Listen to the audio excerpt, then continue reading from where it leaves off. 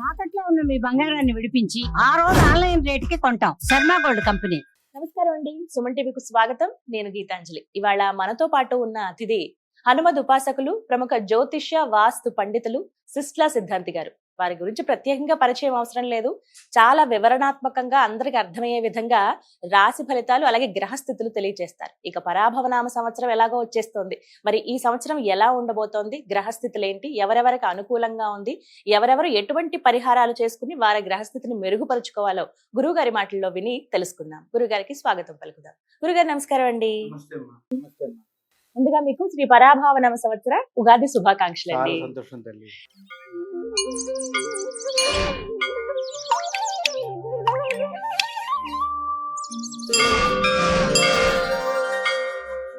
ఈ పరాభవనామ సంవత్సరంలో ధనస్సు రాశి వారి జాతక ఫలితాలు ఏ విధంగా ఉన్నాయి, గ్రహస్థితి తెలియజేస్తారు. ముందుగా ఈ ద్వాదశ రాశుల ఫలితాలు తీసుకునే ముందు గ్రహస్థితి ఒకసారి పరిశీలించుకుందాం. తప్పకుండా. ఎందుకంటే సంవత్సర ఫలితాలు ప్రధాన గ్రహాలైనటువంటి గురు శనుల సంచారం, రాహుకేతువుల సంచారం మీద ఆధారపడి ఉంటుంది. ఉన్న 9 గ్రహాల్లో 4 గ్రహాల మీద ఆధారపడి మాత్రమే సంవత్సర ఫలితాలు వస్తాయి. అవును. ఎందుకంటే వీళ్ళు స్థిరంగా ఉంటారు, కదలరు.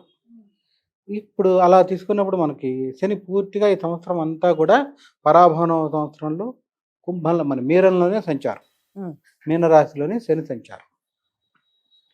ఇక రాహువుకి వస్తే రాహు డిసెంబర్ 5వ తారీఖు నాడు కుంభంలో ఉన్నటువంటి రాహుకేతువులు సమసప్తకాలు, అంటే ఒకే డిగ్రీ మీద తిరుగుతారు.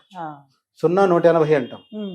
ఇట్లా రాహువు కేతువు ఒకే రోజున ఒకే నిర్దిష్ట సమయంలో రాహు కుంభం నుంచి మకరంలోకి అపసవ్యంగా వెనక్కి వస్తాడు. ఇక కేతువు సింహం నుంచి కర్కాటకంలోకి వెళ్తాడు డిసెంబర్ 5న సంచార రీత్యా. అంటే డిసెంబర్ నుంచి మొదలు పెట్టుకుంటే డిసెంబరు, జనవరి, ఫిబ్రవరి, మార్చి 4 నెలలు, మరల ఉగాది వచ్చే వరకు అంటే సంవత్సరాంతం వరకు 4 నెలల 6 రోజుల పాటు. గట్టిగా చెప్పాలంటే 4 నెలలు వాళ్ళు ఈ రాశి ఏ ఒక్కొక్క రాశి మనం చెప్పుకుంటూ వెళ్దాం. సంచారంలో మటుకు డిసెంబర్ నుంచి కొత్త సంవత్సరం వచ్చే వరకు కూడా రాహు వచ్చి మకరంలో, కేతువు కర్కాటకంలో సంచారం. శని పూర్తిగా సంవత్సరం మొత్తం మీనం. కానీ జూలై చివరిలో అంటే జూలై 3వ వారం తర్వాత నుంచి ఒక 2 నెలల పాటు మటుకు వక్ర సంచారం, అది కూడా మీనంలోనే. ఇంతేకాకుండా శని ఈ సంవత్సరం ఉత్తరాభాద్ర నక్షత్రం 2వ పాదం నుంచి మీనరాశిలోనే ఉన్నారు. ఆయన 2వ పాదం నుంచి 3వ పాద ప్రవేశం జూలై 7వ తారీఖు జరుగుతుంది. ఇది శని సంచారం. అసలైన పెద్ద ఆయన సంచారం చూద్దాం. దేవగురు బృహస్పతి అవస్థ ద్వారా వచ్చిన సంవత్సరం. ఈ సంవత్సరం ఋతుమార్గంలో 70 రోజులు, ఉగాది నుంచి 70 రోజుల పాటు ఆయన ఋతుమార్గంలోనే మిథున రాశిలోనే సంచారం. తదుపరి 135 రోజులు కర్కాటక రాశిలో సంచారం. కర్కాటక రాశిలో గురువు ఉచ్చులో ఉంటాడు. అందుకనే అప్పుడు పుష్కరాలు కూడా వస్తాయి గురువు ప్రవేశం ద్వారానే. అక్కడి నుంచి 135 రోజుల తర్వాత అంటే అక్టోబర్ 15 ఆ సమయం వచ్చేటప్పటికి అతిచారంతో సింహరాశి ప్రవేశం. సింహరాశి ప్రవేశించి అక్టోబర్ 15, నవంబర్ 15 ఒక నెల, డిసెంబర్ 15 వరకు అతిచారంలో సంచారం చేస్తాడు. మరలా డిసెంబర్ 15 నుంచి వక్ర సంచారం మొదలు పెడతాడు ఆయన. జనవరి 15, ఫిబ్రవరి 15 వచ్చేటప్పటికి మళ్ళీ కర్కాటక రాశి ప్రవేశం. చాలా విచిత్రమైన సంచారం గురువుకి ఈ సంవత్సరం, ఎవరికీ లేదు. అవస్థ అంటాం దాన్నే. అక్కడి నుంచి ఫిబ్రవరి 15 నుంచి సంవత్సరాంతం వరకు, నూతన సంవత్సరం వచ్చే వరకు కూడా గురువు కర్కాటక రాశి సంచారం. ఇది ప్రధాన గ్రహాల సంచార స్థితి ఈ సంవత్సరం. దీని ఆధారంగా మేషాది ద్వాదశ రాశులు 12 రాశుల వారికి ఈ సంవత్సరం ఎలా ఉంటుంది అనేది సూక్ష్మంగా తెలుసుకుందాం. ధనురాశి వారికి శని అర్ధాష్టమంలో ఉన్నాడు. సంవత్సరం అంతా అర్ధాష్టమే సంచారంలో. దాన్నే సుఖస్థానం అంటాం. సుఖస్థానంలో శని సంచరిస్తే సుఖం అనేది ఉండదు జాతకుడికి. సుఖం అంటే అందరూ పడక సుఖం అనుకుంటారు, కాదు. 4 గోడలకి ఏసీ పెట్టాము, నిద్ర రాదు సుఖం లేకపోతే. అంటే మనసులో చల్లదనం ఉండాలి. 4 గోడలకి ఏసీ పెడితే ఒంటికి వణుకొస్తుంది, అంతే కదా. మనసులో చల్లదనం ఉన్నవాడే సుఖపడినట్టు. మనం దాన్నే మానసిక సంతోషం అంటాం. ఇక్కడ ఎందుకని వీళ్ళకి ఉండదు ధనురాశి వాళ్ళకంటే సుఖస్థానంలో సంచారంలో శని ఈ రాశి వారికి సంవత్సరం మొత్తం అక్కడే. ఇది ఒకటి. అట్లానే చెడు చెప్పట్ల, ఉన్న వాస్తవం చెప్పాలి మనం. వీక్షకులందరికీ కూడా వాస్తవం చెప్పాలి, వాళ్ళని భయపెట్టట్లా. ఇక గురువు ధనురాశి ఎంతన్నా కూడా గురువు వీళ్ళకి సప్తమంలో ఉన్నాడు. ఈ రాశి వారినే చూస్తున్నాడు గత సంవత్సర కాలంగా. ఈ సంవత్సరంలో కూడా చూస్తాడు 70 రోజులు. ఇబ్బంది ఏం లేదు, ఎలాంటి ఇబ్బంది లేదు. అంటే మే వరకు ధనురాశి వాళ్ళకి శని అర్ధాష్టమ స్థానంలో సుఖస్థానంలో ఉన్నా ఆ నొప్పి తెలియకుండా అడ్డం పడేస్తున్నాడు గురువు.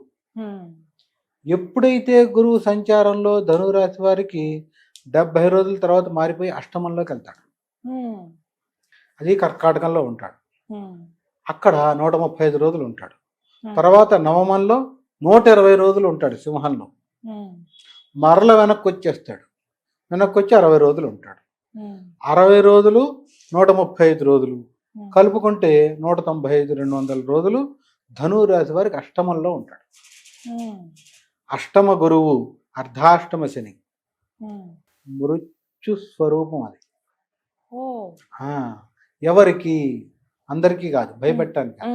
వారి వ్యక్తిగత జాతకంలో, అంటే బర్త్ చార్ట్లో ఇంగ్లీష్లో చెప్పాలంటే, తెలుగులో జన్మ జాతక చక్రం అంటాం. వారి యొక్క వ్యక్తిగత జన్మ జాతక చక్రంలో కూడా గురువు శని పుట్టిన సమయానికి అష్టమంలో అర్ధాష్టమంలో పడిపోయారు అనుకోండి, అప్పుడు నిజమైన కష్టం అంటే ఏంటో తెలుస్తుంది.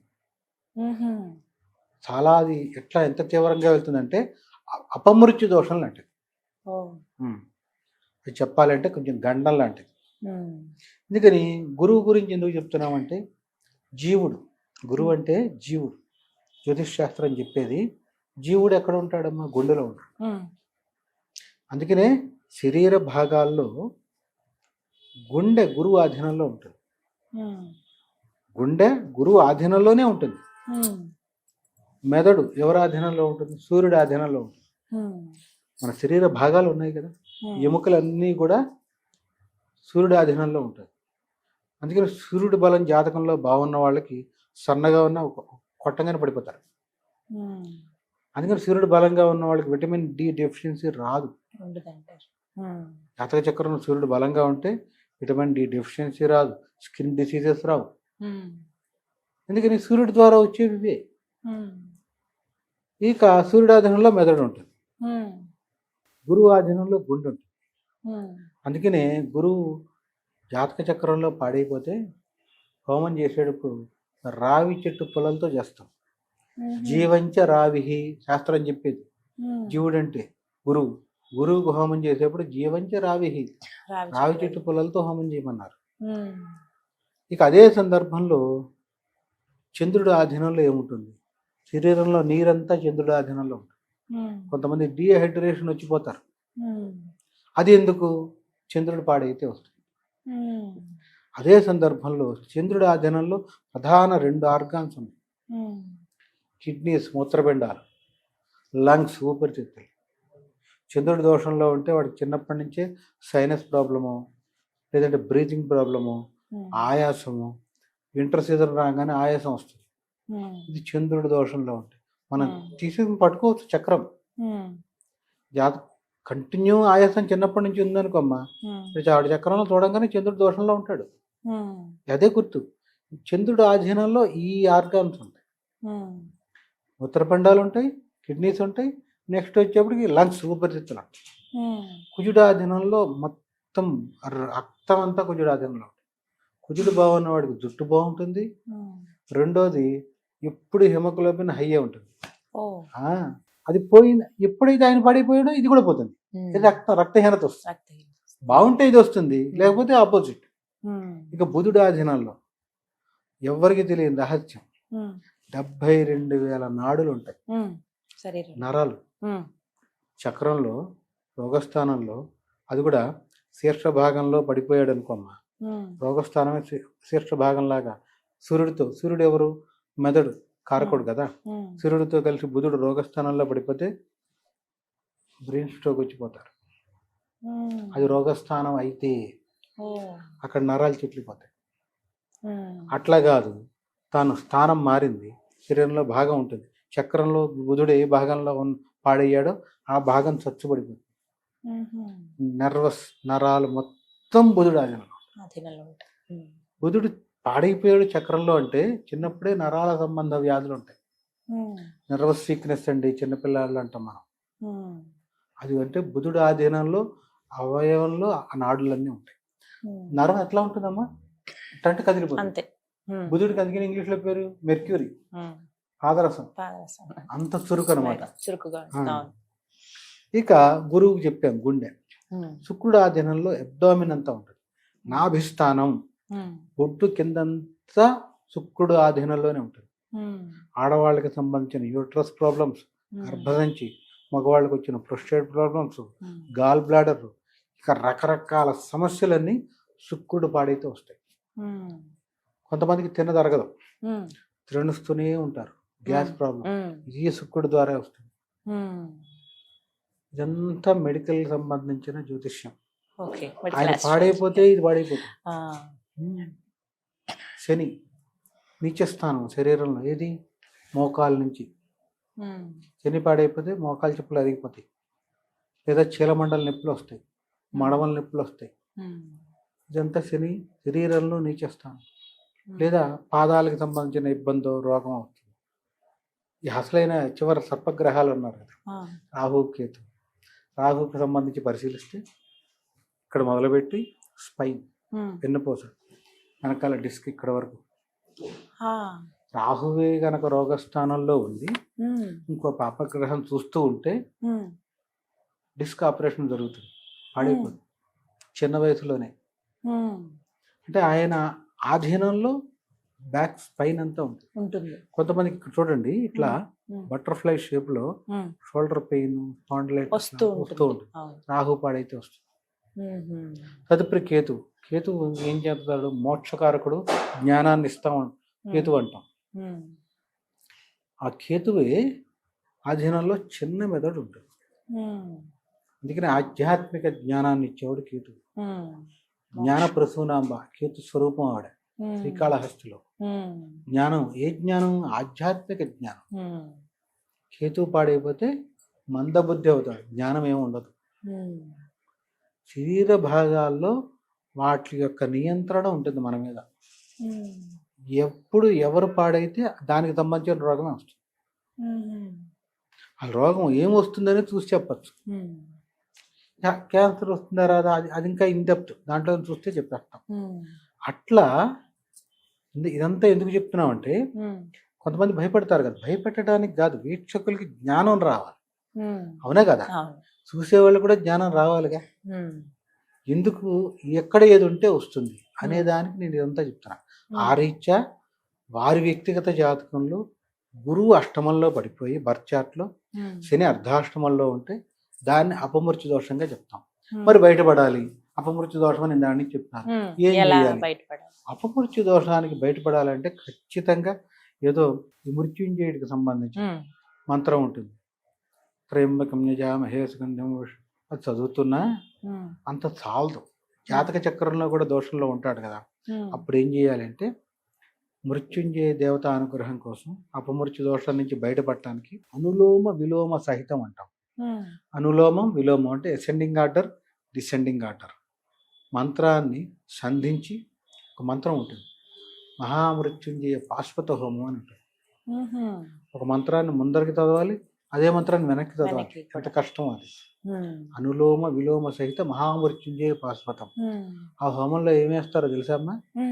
తిప్పతీగ, నల్ల నువ్వులు, ఆవు పెరుగు. అదే అసలైన శాస్త్రంలో ఉంది కాబట్టి అదే తిప్పతీగని మన డాక్టర్లు కూడా ఏం చెప్పారు, కరోనాలో తిప్పతీగ రసం తాగండి అన్నారు. దాని పేరేంటో తెలుసా? తిప్పతీగ పేరు అమృతవల్లి, శాస్త్రీయ పేరు. అంటే అమృతాన్ని ఇస్తుంది, విషానికి విరుగుడే అమృతం. ఆ మంత్రానికే అపమృత్యు దోషం నుంచి బయటకు రావాలి కాబట్టి నల్ల నువ్వులు, ఆవు పెరుగు, తిప్పతీగని మొక్కలు కట్ చేస్తాం. అది ఎట్లా ఉంటుంది, మన సన్నజాతి తీగలా ఉంటుంది. దాన్ని కట్ చేసేసి ఎండిన మొక్కల్ని ఆవు పెరుగు నల్ల నువ్వులు కలిపేసి మిశ్రమం ఈ మృత్యుంజయ మంత్రం తగినప్పుడు సాహా అన్నప్పుడు వేస్తాం. అప్పుడు ఈ జాతకుడు అపమృత్యు దోషం నుంచి బయటకు వస్తాడు. ఇంట్లో కూర్చొని త్రయంబకం యజామహే అంటే పోదది. గోచారం వరకు మనకి వస్తుంది, చదవచ్చు. జాతక చక్రంలో పడితే మటుకు అది మన చేతుల్లో ఉండదు, భగవంతుడి ద్వారా చేయాలి. అట్లా ధనురాశి వారికి అందరికీ కాదు. ఇంతసేపు ఎందుకు చెప్పామంటే తీవ్రత, ఇంటెన్సిటీ అంటాం కదా, తీవ్రత ఎప్పుడు వస్తుంది? వాళ్ళ వ్యక్తిగత జాతకంలో కూడా గురువు అష్టమంలో, శని అర్ధాష్టమంలో, లేదా గురువు అర్ధాష్టమంలో, శని అష్టమంలో పడినప్పుడు ఈ పీరియడే అక్కడ ఇక్కడ రెండు ఒకటే కదా. అవును. అప్పుడు ఇంటెన్సిటీ ఎక్కువ ఉంటుంది. కాబట్టి వాళ్ళు మాత్రం ఇలా చేసుకోవాలి, విశేషంగా హోమం చేసి. అప్పుడు కూడా శనికి గురువుకి హోమం చేయాలి, శనికి గురువుకి పాశుపత హోమం చేయాలి, బృహస్పతి సౌర పాశుపతం. ఎంత చేసినా చివరిలో అనులోమ విలోమ సైతం అమృత పాశుపత మహామృత్యుంజయం చేసి దానం ఇస్తే గండం గడిచి పెండం బయటపడుతుంది అంటారు. బయటపడి ఖచ్చితంగా బయటకు వస్తుంది, సందేహం లేదు. అంతే, అది విదే అంటే వైదికంగా చెప్పింది అదే శాస్త్రంలో. అది ఉత్కృష్టం, అంటే ఎక్స్ట్రీమ్ అది. అది దాంతో అందుకని ఐసీయూలో ఉన్న వాళ్ళకి చేసేది అది. నిజంగా ఆయుర్దాయం అంటే బయటకు వస్తారమ్మా, అంతే కదా. ఆయుర్దాయం లేకపోతే వెళ్ళిపోతారు. కానీ మానవ ప్రయత్నం ఇప్పుడు ఒకటమ్మా. డాక్టర్ ఏం చేస్తాడు? సంతకం పెట్టుకునేప్పుడు మా ప్రయత్నం ఏం చేస్తాం అంటాడు, బయటికి వస్తామని ఏ డాక్టర్ చెప్పడు. చూడండి, అంతే. జ్ఞానైన డాక్టర్ కూడా ఆయన ఏం చేస్తాడు? నేను చేస్తాను, పైన భగవంతుడు అనుగ్రహం అంటాడు. ఆయన కూడా ఇదే అంటాడు, నా ప్రయత్నం చేస్తాను బాబు, లాడ్ ఏం చేస్తాడు అంటాడు ఆయన కూడా. ఎందుకని ఆయనకి తెలుసు మనం ఎంతసేపు నిరంతరం. అందుకనే కృష్ణుడు గీతలో చెప్పింది కూడా, దీపం గాలిలో పెట్టి చూడొద్దు, దానికి ఆచ్ఛాదన, చుట్టూ ఏదైనా ప్రొటెక్షన్ చేయాలి. దీపం వెలిగించావు, నీ ధర్మం నీదే, కానీ గాలి తగలకుండా చూడు, మిగిలింది నేను చేస్తా. అట్లాగే వైద్యం చేయించుకో, హోమం చేయించుకో, ఫలితం భగవంతుడికి వదిలేయాలి. అట్లా ఇలాంటి వాళ్ళకి ఇది అవసరం. ధనురాశి వారికి ఇంత కష్టం ఎందుకని అంటే, డిసెంబర్ నుంచి గురువు మారుతున్నాడు. గురువు మారిపోయి ద్వితీయంలో, కేతువు కూడా అష్టమంలో ఉంటున్నాడు, అది మోక్షస్థానంలో. గురు కేతువులు కలుస్తున్నారు, అందుకని తీవ్రత హెచ్చుగా ఉంది. అంత అది చెప్పడానికి నేను ఇంతసేపు చెప్పాను. ఏదైనా ధనురాశి వాళ్ళు, ఇది వయస్సు మళ్ళిన వాళ్ళకి తీవ్రత ఎక్కువ ఉంటుంది.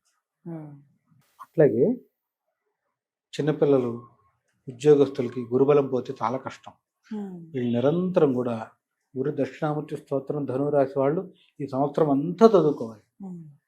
ప్రతిరోజు నిత్యకృత్యంగా గురు దత్తాత్రేయ స్వామి, గురు దక్షిణామూర్తి స్తోత్రము, వాళ్ళకి నచ్చిన గురు ప్రార్థన అయితే ప్రతి నిత్యం చెయ్యాలమ్మా. టీ కాఫీ ఎట్లా తాగుతామో ఆ స్తోత్రం చెయ్యాలి, తర్వాతే తినాలని చెప్పాను. అంటే వాళ్ళకి గురుబలం కావాలి, ఎవరికుంటే వాళ్ళు బాగుంటారు. అంతే కదండి. ఇప్పుడు మనకేమొస్తుందమ్మా, చేసుకోండి ఎవరు ఇప్పుడు అందుకనే చేసుకున్న వాళ్ళకి చేసుకున్నంత అదే ఉంటాయి కదా, మరి వాళ్ళకే బాగుంటుంది. ఆ రీత్యా ధనురాశి వారికి బయటపడాలి. ఆర్థిక ఇబ్బంది, ఆరోగ్య ఇబ్బంది, ఇతరత్ర కుటుంబ సమస్యల నుంచి, రాహు ద్వితీయంలో ఉంటాడు, కుటుంబ సమస్యలు కూడా వచ్చేస్తాయి. ఇవన్నీ బయటపడాలంటే ఇది అవసరం. సుబ్రహ్మణ్య భుజంగ స్తోత్రం కూడా అవసరం. దీంతో పాటు దశరథ కృత శని స్తోత్రం.